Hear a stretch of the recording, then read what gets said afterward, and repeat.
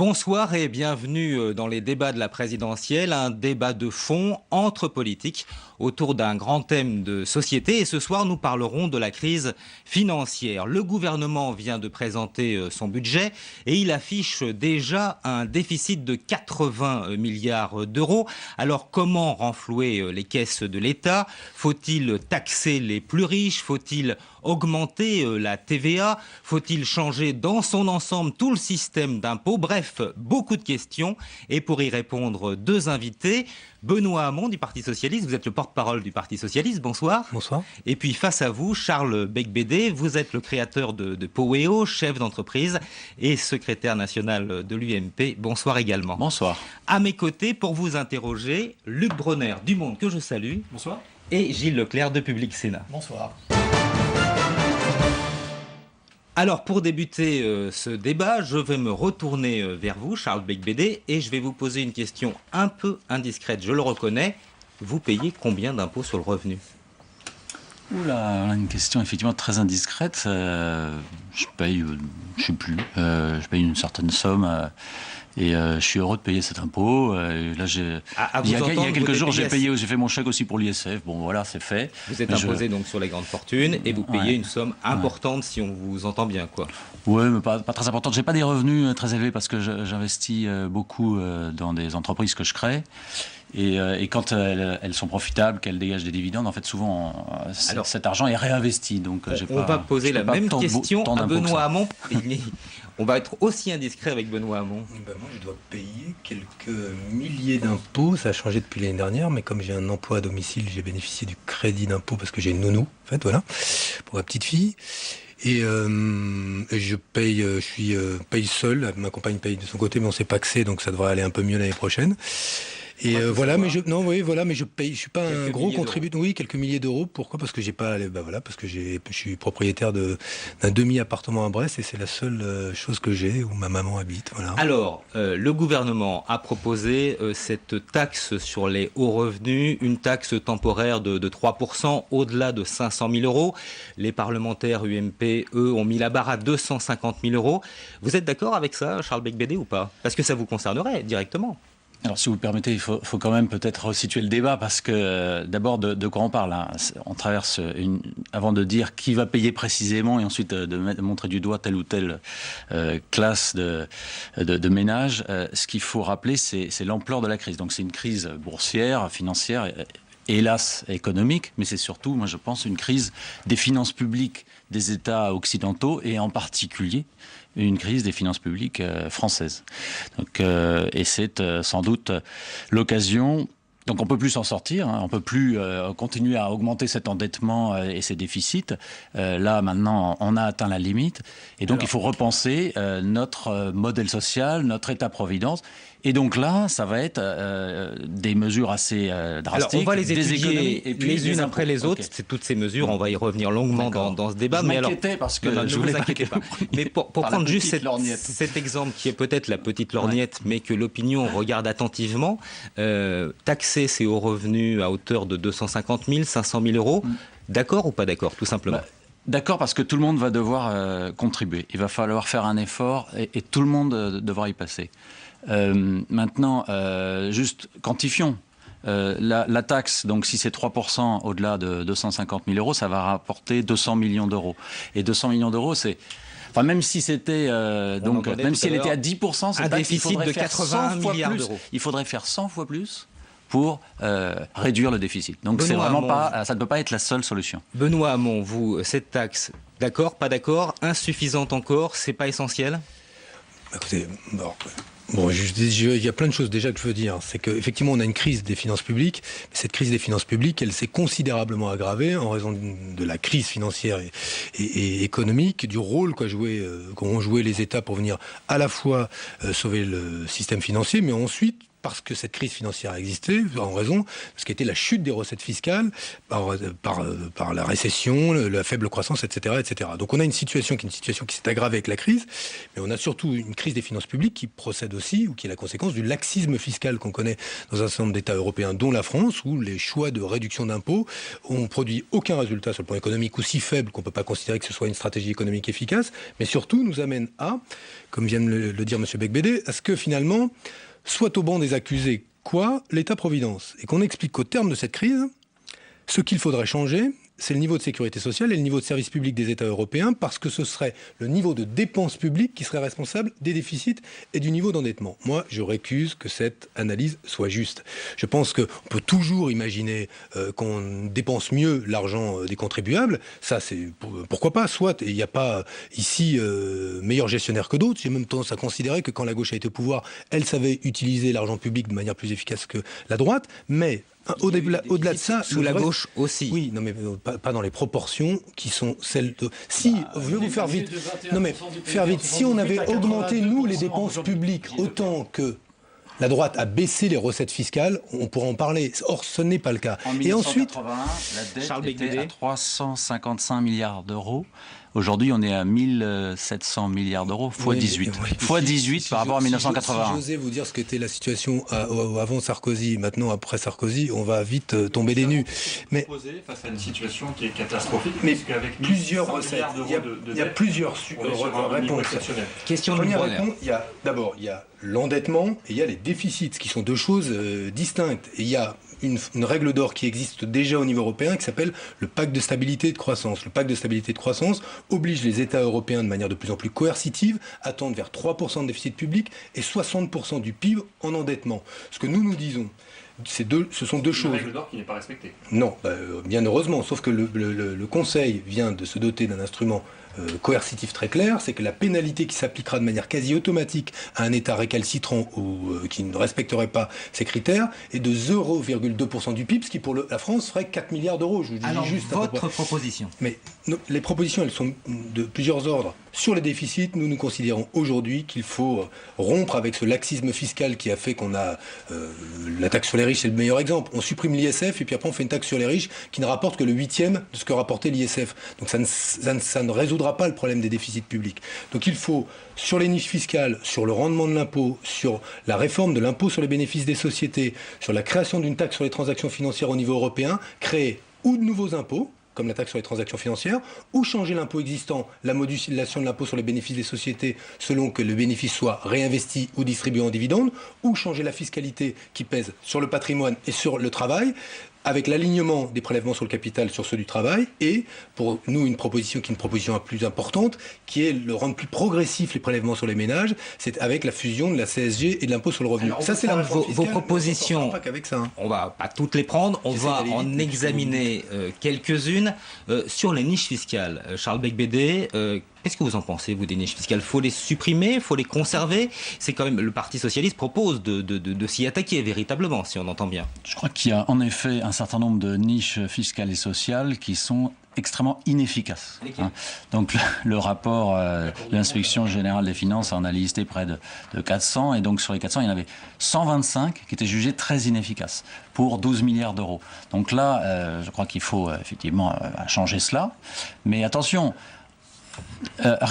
supprimer une niche fiscale, c'est augmenter les impôts, augmenter les prélèvements obligatoires, en tout cas par rapport au PIB. Or, on est déjà à un niveau extrêmement élevé. Donc, il faut être très vigilant que ça ne se traduise pas par une baisse de la croissance. On a besoin, pour réduire les déficits, de stimuler la croissance, avant tout.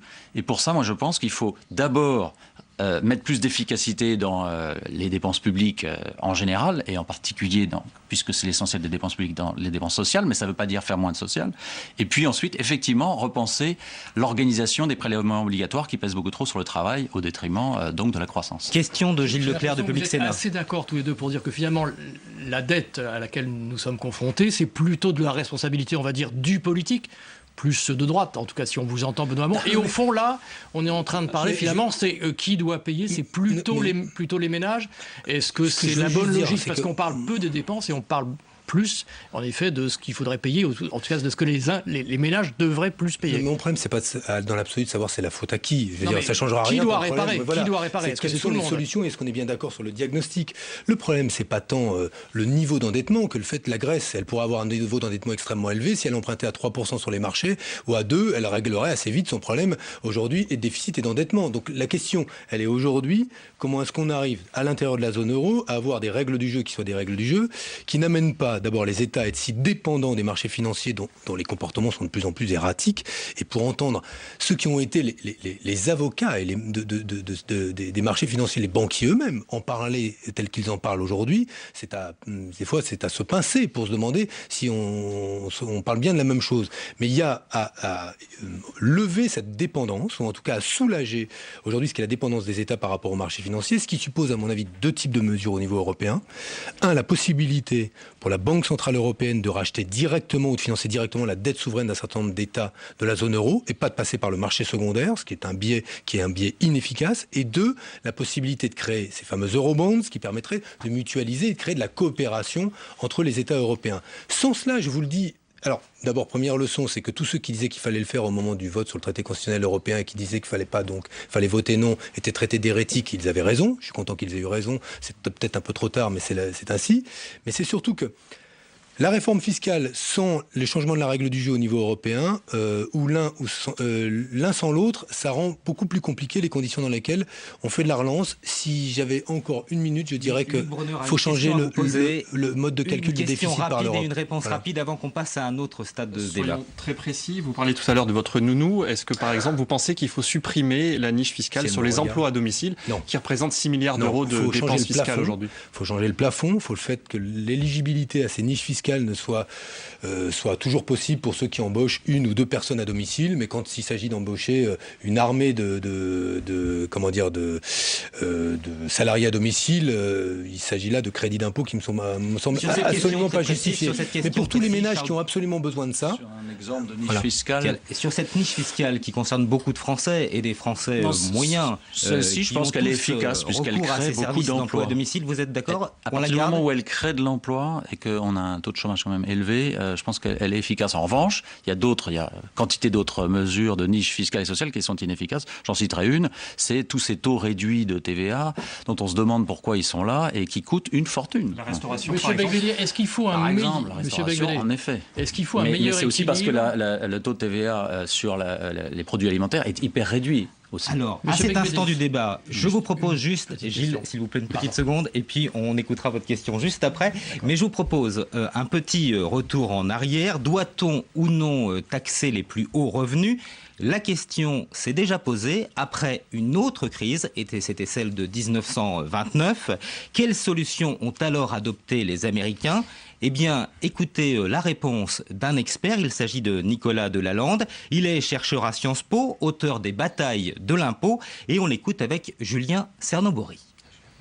Quand Roosevelt arrive au pouvoir, il est élu en 1932 et il prend le pouvoir en 1933, il va en effet, en 1935, adopter une loi qui va augmenter de manière assez forte les taux de l'impôt sur le revenu et des droits de succession, qui nous paraissent aujourd'hui inimaginables.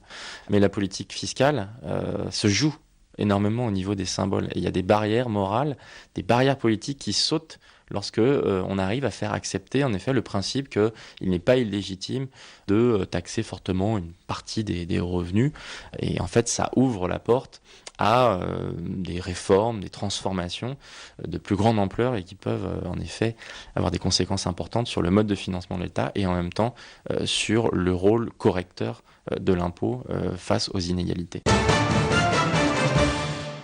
Alors on a entendu une taxe à hauteur de 80 voire 90%, ça semble incroyable, presque inenvisageable aujourd'hui. Pourquoi le PS ne propose pas des solutions comme l'a fait Roosevelt à cette époque? Sur la dernière tranche, hein. Sur la dernière tranche, effectivement. Pour rassurer, pour les plus hauts revenus, on aura compris. On ne prenait pas 94% de leurs revenus. Ça a permis une réduction de l'échelle de salaire à l'époque. Parce que des fois, il y a des gens qui ont l'impression qu'on va leur prendre tout. C'est pas exactement ça, mais je pense nous sommes favorables à la fusion CSG-IR, à la création au moins une tranche supplémentaire à ce nouvel impôt qui serait prélevé à la source, ce qui permettrait d'ailleurs de faire une économie en termes de collecte de l'impôt. Et donc de le rendre beaucoup plus progressif qu'il ne l'est aujourd'hui, et d'avoir une fiscalité sur le patrimoine, sur les revenus du capital qui soit plus transparente qu'elle ne l'est aujourd'hui. La réalité que nous observons, j'ai été l'auteur, lorsque j'étais député européen, d'un rapport au Parlement européen sur la question de l'épargne et de la fiscalité de l'épargne, et j'avais pu mesurer ce qu'était la réalité de l'évasion et de la fraude fiscale dans l'Union européenne. Alors, par principe difficile à estimer, puisque évidemment ça échappe au calcul, mais qu'on estime à hauteur de 200 milliards d'euros par an. Alors il y a ce qui est assez considérable, et ce qui veut dire que une des tâches qui doit être celle d'un État comme le nôtre, mais aussi des États européens qui coopèrent sur le plan fiscal, c'est de faire en sorte de lutter contre toutes ces stratégies d'optimisation fiscale qui fait que grâce au prix de transfert notamment, on optimise les impôts qu'on paye en socialisant les pertes et en privatisant les profits dans les territoires qui sont des territoires où on paye peu d'impôts. Et là-dessus, il doit y avoir une vraie coopération des États européens. Et je pense que cette coopération ne sera pleine et entière que quand on aura obtenu que dans l'Union européenne, je ne parle même pas de la Suisse, mais soit enfin abrogé le secret bancaire, et je pense à 2 pays, au Luxembourg et à l'Autriche, la Belgique l'abandonne, parce que tant que subsistera le secret bancaire dans l'Union européenne, eh bien subsistera une forme de concurrence fiscale là totalement déloyale et qui pousse à l'évasion fiscale et en fait à appauvrir les États qui ont une telle mesure, Charles Becbédé, c'est celle que proposait de lever Roosevelt, le secret bancaire. 80-90% aussi, la question vous est posée. Sur ce que propose, c'est pas parce que Roosevelt a proposé quelque chose ou que c'était keynésien que c'est intelligent. Là, on est en 2011. Moi, je pense que trop d'impôts tue l'impôt. On le sait bien. À un moment, ça dissuade les acteurs économiques de se bouger, de s'impliquer, d'investir, de créer des emplois. Donc, ça peut être très mauvais. On le sait bien. Donc, moi, je suis plutôt... J'ai fait une proposition récemment qui va dans un autre sens. C'est d'essayer de responsabiliser les hauts revenus sur leurs dépenses. Savez-vous que, par exemple, que les allocations familiales sont distribuées à tout le monde, quel que soit son revenu. Moi, je trouve ça aberrant. Je ne sais pas combien de centaines de millions ça pourrait économiser au budget de l'État si déjà au-delà d'un certain revenu, il n'y avait pas d'allocation familiale. Premièrement. Deuxièmement... C'est partagé par vos amis de l'UMP, cette idée ? En ce moment, on est dans le débat et on fait des propositions et puis on va faire la synthèse et on va, comme chez nos amis socialistes, et puis on verra si le président-candidat reprendra ces mesures. Moi, je suis un citoyen, je suis pas un politicien professionnel. Moi, je suis d'abord un citoyen qui veut se battre, qui s'implique parce que je vois qu'il y a des défis absolument inouï et j'ai envie de sauver notre État-providence. Et il faut faire des économies, et il faut repenser encore une fois le mix de prélèvements. Voilà. Est-ce que vous seriez favorable à, je dirais, un nouvel équilibre entre l'imposition sur les revenus et l'imposition sur le capital, sachant qu'il y a du capital qui peut dormir un peu et il y a aussi du capital qui est... Non, je pense que c'est une erreur. Alors là, pour le coup, il y a une erreur économique évidente parce que le capital, lorsque je perçois des dividendes, lorsque des épargnants perçoivent des dividendes, il a déjà été fiscalisé de nombreuses reprises, puisqu'il y a eu la société qui distribue ses dividendes à payer un impôt sur les sociétés, et puis les dividendes font déjà l'objet d'une fiscalité avec la CSG et d'autres prélèvements. Donc on ne peut pas comparer des choux et des carottes. Donc je pense qu'en plus, j'ajoute que le capital, il ne faut pas non plus le pénaliser, parce qu'on en a besoin pour investir dans les PME, pour créer de l'emploi, etc. Donc l'aligner un peu de façon bébête, ça n'a pas de sens. Attention. Luc, est-ce que vous êtes favorable à une augmentation de la TVA ? Oui, vous avez même dit, je crois, jusqu'à 25%. Je pense que le taux normal de 19,6, pourquoi pas le porter à 25%? En effet, le taux réduit, il est beaucoup trop bas. Il y a même un taux hyper réduit chez nous à 2,1%. Le taux réduit est à 5,5. Il est anormalement bas. Si on le relevait à 10 ou 15%, mais c'est des dizaines de milliards d'euros qui pourraient rentrer dans les caisses de l'État. Et cet argent, on pourrait l'utiliser pour partie pour baisser les déficits, et pour partie pour baisser les charges, les cotisations sociales et patronales qui sont beaucoup trop élevées en France et qui font que nos entreprises ont moins d'oxygène et que les salaires nets sont bas. Une TVA à 25%, Benoît Hamon, c'est quoi pour vous? C'est un cauchemar, parce que vous avez coutume de dire que la TVA est quand même un impôt injuste. Elle est payée au premier euro par quiconque consomme, donc elle est injuste dans le sens où vous ne choisissez pas, dès lors que vous consommez, vous payez de la TVA. Si vous augmentez le taux de TVA, vous le portez de 19,6 à 25, ça va se traduire directement pour le consommateur par un panier qui va être beaucoup plus cher qu'il ne l'est aujourd'hui. C'est une mesure qui est connue. simultanément. Encore qu'il faudrait faire la démonstration que quand le coût du travail baisse, les salaires, ou en tout cas que les cotisations sociales patronales baissent, ça se traduit par une augmentation des salaires, ce qui est une équation il faudrait réduire les deux. Il faudrait réduire moitié-moitié les cotisations sociales et patronales. Si de manière un peu empirique, on pouvait vérifier que ces équations fonctionnent, moi, je pourrais réfléchir à cela. Mais ce que je veux juste dire, c'est que cette idée de transférer, en gros, des cotisations sociales payées par les entreprises vers les consommateurs, on voit bien qui va en payer le prix principal. Nous, la proposition de réforme que nous faisons sur le calcul des cotisations patronales est la suivante. Nous proposons, si nous arrivons aux responsabilités, que l'assiette des cotisations patronales ne soit plus calculée en fonction du nombre de salariés, mais en fonction de la valeur ajoutée. Je m'explique. Les entreprises à forte intensité de main-d'œuvre paieraient donc forcément moins de cotisations patronales qu'elles n'en payent aujourd'hui, moins de cotisations sociales, mais les entreprises qui, elles, dégagent une forte valeur ajoutée sans avoir autant de salariés en paieraient plus. L'objectif, c'est, dans des secteurs qui sont des acteurs qui embauchent beaucoup, qui ont notamment de l'emploi faiblement qualifié, eh bien de favoriser, de doper les créations d'emplois. Évidemment, cette mesure s'accompagnerait d'autres décisions qui sera la remise en cause de la défiscalisation des heures supplémentaires. Économiquement, Charles Becbédé, en 2 mots. Parce que les activités qui embauchent beaucoup sont des activités de service, et les activités de service ne sont pas délocalisables, alors que les activités à haute valeur ajoutée, c'est l'industrie, et c'est elle qui est en concurrence dans la mondialisation. Donc je pense que là, franchement, il faut que vous fassiez attention à ce genre de mesures si vous jamais vous revenez aux affaires. Quand on baisse justement les cotisations patronales dans un secteur qui est un secteur dans l'industrie, parce que justement on a beaucoup de main d'œuvre, c'est une manière aujourd'hui de faciliter au maintien de l'activité industrielle. J'ajoute que une des propositions que fait le Parti socialiste, et je suis d'autant plus à l'aise aujourd'hui pour en parler, que nous avons avancé avec nos partenaires sociodémocrates allemands sur cette question, et que j'espère qu'ils arriveront au pouvoir un an après nous en 2013 si nous gagnons nous en 2012. Mais c'est la question de ce qu'on a appelé nous le juste échange. Je trouve aberrant, et ça ce sont les industriels européens qui vous le disent, que ne s'applique pas un minimum de réciprocité dans nos échanges avec nos partenaires, soit commerciaux que sont la Chine, le Brésil, les États-Unis ou la Corée, mais qui sont aussi des rivaux commerciaux et qui appliquent eux une législation sur l'environnement, une législation sur le travail, une fiscalité qui est une fiscalité qui amène à ce que la concurrence soit parfaitement déloyale. Alors la réciprocité, aux yeux de certains, ce serait le libéralisme absolu, c'est le rêve de l'OMC, mais pour nous, c'est de se doter d'un certain nombre de règles aux frontières de l'Union européenne. Et notamment le fait de différencier les tarifs douaniers. Non mais attendez, c'est un point important d'un mot, différencier les tarifs douaniers selon qu'un produit importé chez nous est fabriqué ou produit dans des conditions qui ne respectent pas ni les règles élémentaires en termes d'environnement, ni les normes fondamentales de l'OIT. C'est aujourd'hui indispensable. Est-ce qu'une gauche aux affaires reviendrait sur les allègements des taxes sur les successions qu'a fait Nicolas Sarkozy, par exemple sur les donations, ou même la taxe sur les successions? Est-ce qu'il faudrait revenir en arrière ou pas? Oui, dans le cadre de nouvel impôt sur le patrimoine que nous mettrons en œuvre, nous reviendrons sur ces allègements-là. À partir de quel plancher? Je ne veux pas vous dire aujourd'hui le détail de ce que sera la fiscalité sur le patrimoine, mais l'objectif est, il y avait l'ISF hier, il y avait les successions, il y a cet impôt sur le patrimoine que nous créerons, ce sera un impôt beaucoup plus transparent, mais l'objectif est qu'il ait un rendement qui lui permette d'être beaucoup plus juste. Tout le monde sait ce qui serait juste de faire dans ce pays. Et il est temps de faire ce qui est juste. Non, pas sur les petites successions, elles étaient déjà exonérées. Mais elles étaient déjà exonérées. J'aimerais que dans ce débat, on aborde un point qui est important, parce que quand on parle de la crise financière, souvent, on pointe du doigt un responsable ou des responsables, ce sont les banques. Alors, Charles Becbédé, est-ce que l'État, quand il aide une banque, doit prendre des participations dans une banque? L'État doit-il aller jusqu'à même nationaliser éventuellement une banque? Oui, il aurait pu le faire en 2008, en effet. Il aurait fait une bonne affaire.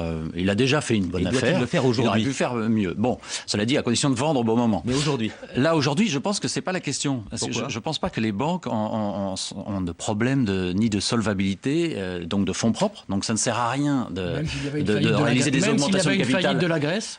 Oui, même s'il y a une faillite de la Grèce. Les établissements français sont quand absolument, même... c'est très intéressant. Même s'il y avait une faillite de la Grèce, c'est-à-dire 100% de la dette, on oublie, dette grecque. Même s'il y avait une décote forte sur la dette portugaise, irlandaise, de 20%, s'il y avait aussi une dette de 40% sur la dette italienne et espagnole, mais même dans ce cas de figure, les ratios de solvabilité des banques françaises tiennent la route. Donc, ce n'est pas un problème de fonds propres. Question de Luc Bronner. Ni de liquidité d'ailleurs, puisque la Banque centrale a ouvert son guichet. Au-delà de la nationalisation, comment réguler l'activité des banques aujourd'hui, dont on voit qu'elles ont un impact réel sur la situation financière de la zone euro? Elle continue. Non, mais actuellement, attendez, il ne faut pas se tromper de cible. Les banques actuellement sont attaquées, en effet, parce qu'il y a une crise des finances publiques européennes.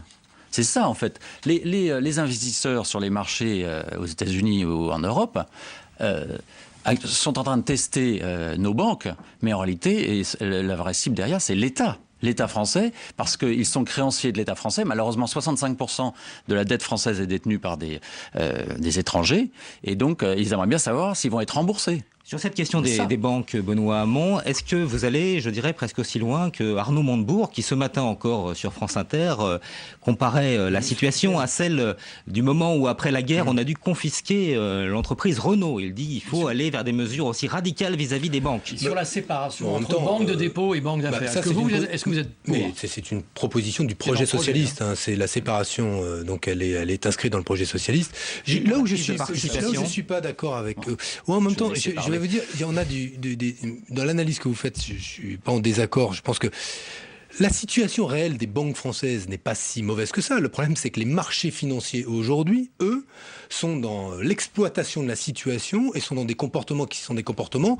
On a tendance à comparer la situation de banques françaises qui ont des bilans, qui sont des bilans, même s'il y avait une défaillance de la Grèce, qui ne serait pas forcément si plombée que ça, mais qui les amènent, elles, aujourd'hui, à ouvrir, en gros, un compte à la Banque Centrale Européenne pour y placer, pour y faire des dépôts plus importants et à limiter les conditions dans lesquelles elles prêtent de l'argent aux entreprises comme aux ménages. Faut le dire maintenant très simple, mais voilà, entre banques, entre elles, déjà, oui, mais qui est mu par les marchés eux-mêmes. Mais qui est mu par la crise des finances. Sur cette question, jusqu'où l'État doit-il entrer dans les banques? S'il rentre au capital, il rentre au capital, pas pour y... Vous y êtes favorable? Mais moi, je suis... Si à recapitalisation, on rentre au capital des banques, c'est pour y savoir ce qui s'y passe, et donc pour y rentrer, effectivement, le grand avantage, c'est que vu le cours de l'action des banques aujourd'hui françaises, c'est plutôt une bonne affaire pour le contribuable. Du doigt souvent, est-ce que ça n'est pas... ça ne contribue pas à les affaiblir? Non, mais c'est que moi, mon problème, je vais vous dire ce que c'est que là, aujourd'hui, où je fais de la politique, il y a des gens qui n'arrivent pas à avoir un prêt de 3 000 euros, alors qu'ils n'arrivent plus à vivre de leur salaire. Qu'aujourd'hui, les conditions dans lesquelles les banques prêtent de l'argent et aux entreprises et aux ménages montrent qu'elles sont extrêmement inquiètes, qu'elles ne se prêtent plus de l'argent entre elles et qu'il faudra, moi je vous le dis tout de suite, prenez-le, je le signe, oui, il y aura recapitalisation. Il y aura recapitalisation, c'est quasi certain. Et c'est quasi certain parce qu'il n'est qu'à voir aujourd'hui les stratégies des banques elles-mêmes pour comprendre que nous allons tout droit vers cette issue-là. Quelques minutes encore pour ce débat, donc l'heure des questions d'actualité. Première question d'actualité, elle est posée par Gilles Leclerc de Public Sénat. Benoît Hamon, j'imagine que vous avez regardé le second débat des primaires à la télévision, en entendant justement Arnaud Montebourg, alors que vous soutenez Martine Aubry, est-ce qu'au fond vous ne vous sentez pas plus proche du discours d'Arnaud Montebourg, par exemple sur les banques ou sur l'économie, que de la majorité du PS qu'incarne Martine Aubry? Je mentirais si je disais que j'ai pas aimé Arnaud et entendre ce que dit Arnaud, mais j'ai aussi beaucoup aimé ce que dit Martine. C'est surtout que je pense que si j'avais voulu que j'aurais pu être candidat sur cette ligne politique-là, je considère que la ligne de celui qui emportera la primaire sera probablement la ligne qui sera mise en œuvre en 2012. Et je préfère aujourd'hui la ligne de Martine Aubry qui opère une synthèse à gauche et qui intègre grand nombre des propositions qui sont les nôtres, à la fois sur la séparation des banques de détail et des banques d'affaires, à la fois sur la question du juste échange, et que cette ligne politique soit mise en œuvre en 2012, que de considérer que une fois le débat des primaires terminé, ces idées, c'est pas qu'elles n'existeront plus, parce qu'Arnaud continuera à les porter, puis moi j'essaie de les porter aussi à ma place, mais je crois plus efficace, et il faut se préoccuper de l'efficacité aussi, aujourd'hui, de nous battre derrière Martine Aubry. Seconde question d'actualité, elle est posée par Luc Bronner. Monsieur Beigbeder, après la défaite au Sénat, l'accumulation de très mauvais sondages, est-ce que vous pensez que Nicolas Sarkozy est toujours le meilleur candidat pour la droite pour la présidentielle ? Je pense que oui. Parce que c'est quelqu'un de très énergique et je pense qu'il peut faire preuve d'audace pour faire en sorte que nos finances publiques soient définitivement rétablies, pour revenir à l'équilibre budgétaire. Il va falloir repenser notre État-providence. Ça va pas être facile. Il va falloir regarder aux politiques de l'emploi, de la santé, aux retraites. Et je pense que c'est le seul capable d'être aussi courageux qu'il va le falloir. Vous avez regardé Alain Juppé hier soir. Et est-ce qu'au fond, si jamais Nicolas Sarkozy n'était pas candidat, est-ce qu'Alain Juppé pourrait être, je dirais, le candidat du recours? Je pense que la question ne se pose pas. Mais Alain Juppé est naturellement une très forte personnalité. Et potentiellement un bon candidat? Il serait un très bon candidat, mais c'est pas la question. Benoît Hamon, est-ce qu'on peut vous demander, même si... poser la question à moi aussi. Ah bah vous pouvez y répondre si vous le voulez. Hein. Moi, j'ai pas d'avis là-dessus. Vous avez un pronostic pour la primaire, au moins sur le nombre de votants? On espère passer le million de votants. Ça, c'est ce que vous disiez au début. Et puis, on s'est rendu compte qu'à travers les audiences, en particulier liées au débat télévisé, il y avait un véritable intérêt pour cette primaire. Vous êtes toujours au million. Vous ne voulez pas tenter un pronostic plus risqué, si on ose dire. Je pourrais vous dire, s'il y avait eu une primaire il y a 5 ans, j'aurais fait des comparaisons entre ce qu'était l'audimat d'une émission et le nombre de participants, et j'aurais fait une règle de 3. Mais là, on n'en a vraiment aucune idée. On sent l'intérêt aussi quand on est sur le terrain. On voit y compris que cette élection intéresse au-delà les médias, même la droite républicaine qui dit qu'il y a là une forme démocratique nouvelle. Quand le débat est maîtrisé, c'est utile. Je pense que ça contribue à notre place, modestement, à régénérer la démocratie française. Après, j'espère que les gens viendront. En même temps, il y a 10 000 bureaux de vote. Est-ce qu'ils sont en capacité d'absorber des millions et des millions? Je l'espère. On fera face. On devrait connaître les résultats vers quelle heure, juste pour tous les Français qui suivent ça? Normalement, dans la nuit du 9 au 10 octobre. Tout autre sujet, actuellement il y a beaucoup d'affaires. François Hollande a demandé aux 2 responsables policiers, 2 hauts responsables policiers, de démissionner. Il a même demandé qu'on les démissionne, c'est-à-dire que le ministère de l'Intérieur finalement se sépare de ces 2 hauts policiers. Vous avez la même position? J'ai la même position. Vous seriez au Royaume-Uni, aux États-Unis, en Finlande, en Allemagne, peut-être pas en Italie, peut-être pas en Russie, mais je continue dans des pays avec des démocraties modernes. Une situation comme celle-là ne durerait pas, ne pourrait pas durer. Et je pense que, y compris pour la qualité du débat démocratique, quand des hauts fonctionnaires ont potentiellement commis et reconnaissent avoir espionné en dehors de la loi, des journalistes, d'ailleurs si espionner un journaliste c'est toujours en dehors de la loi, mais il faut démissionner, il faut que le politique, s'il n'est pas lui-même celui qui a été le donneur d'ordre, prenne ses responsabilités. Mais demander à M. Guéant de faire démissionner les 2 policiers auxquels il a peut-être donné l'ordre de faire ce qu'ils ont fait, c'est effectivement un peu compliqué. Monsieur Guedet, je veux diffamer personne. Autre question, compte tenu de ce climat et également de la crise, est-ce que vous faites partie de ceux qui demandent à Nicolas Sarkozy de s'exprimer sur tous ces sujets un jour ou l'autre? Il y a visiblement un peu d'attente dans votre camp et sans doute au-delà aujourd'hui. Oui, moi je pense qu'on gagne toujours à s'exprimer, expliquer son action, ça ne serait pas une mauvaise chose. Il devrait s'exprimer dans les prochains jours, dans les prochaines semaines, selon vous? Mais sur les affaires, c'est vrai que là on est dans un climat très, très négatif. J'aimerais juste dire, quand même, présomption d'innocence, que la justice fasse son travail, n'est-ce pas? Et puis, rappelons-nous qu'il n'y a pas si longtemps, il y a des affaires où, en fait, qui étaient des tissus de mensonges. Clearstream, par exemple. Je pense à Clearstream. C'était n'importe quoi. Et en fait, ça s'est complètement dégonflé. Donc, attention à la surmédiatisation, aux attaques qui se révèlent, en fait, tout à fait infondées. Question de Luc Bronner. Est-ce que vous craignez que le climat actuel, à la fois la crise économique et la multiplication des affaires, contribuent à une montée des populismes au sens large ? Oui, c'est un risque. Je pense qu'on entend peu Le Pen en ce moment, et je pense que c'est à escient, c'est-à-dire qu'elle le fait de façon délibérée. Et attention, effectivement, à un score élevé de ce côté-là au début 2012. Donc, c'est pour ça, c'est une des raisons pour lesquelles il était très important dans le camp du centre-droit d'être uni. Vous y voyez le même risque potentiel, Benoît Hamon, finalement, avec ce climat autour des affaires?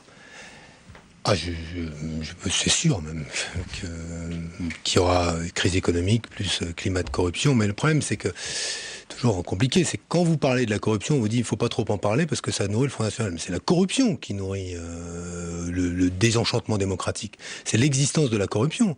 Et le fait qu'elle... présomption de corruption. Oui, ou alors avéré. Il y a quand même un certain nombre d'affaires dans lesquelles il y a eu des jugements et qui... et donc, aussi, mais moi, j'ai pas de problème pour dire... C'est pour ça qu'on a pris nos responsabilités. Quand il y a un de nos élus qui est défaillant, à ce point-là, on l'exclut, nous. Donc, je suis Pomponi s'est retiré de l'équipe de campagne de Martine Aubry suite à des mises en cause sur l'affaire du cercle de M. Guérini a été mis en congé du Parti Socialiste, comme on avait connu avec Georges Frêche et un certain nombre de ses colistiers des décisions qui étaient courageuses, juste avant les élections régionales, voire rarement un état-major politique dire à un certain nombre de ceux qui peuvent gagner une région, eh bien, écoutez, vous êtes exclus du parti, c'est rare. C'est le travail qu'avait fait Martine Aubry, et je pense que ce travail-là est indispensable. Cela étant dit, il y a aujourd'hui, quand on a le Front National entre 18 et 20 à 7 mois d'une élection présidentielle, faut pas se tromper là. Il sera de toute manière très haut à l'élection présidentielle. Eh bien, ce sera le mot de la fin. Merci à nos débatteurs. C'est pas très gai, mais c'est quand même le mot de la fin. Merci donc à tous les deux. Et dans une semaine, eh bien, on se retrouve pour à nouveau un débat de la présidentielle. Et nous parlerons cette fois-ci d'une autre crise, celle de l'Europe, avec deux invités, Jean-Marie Cavada et Claude Allègre.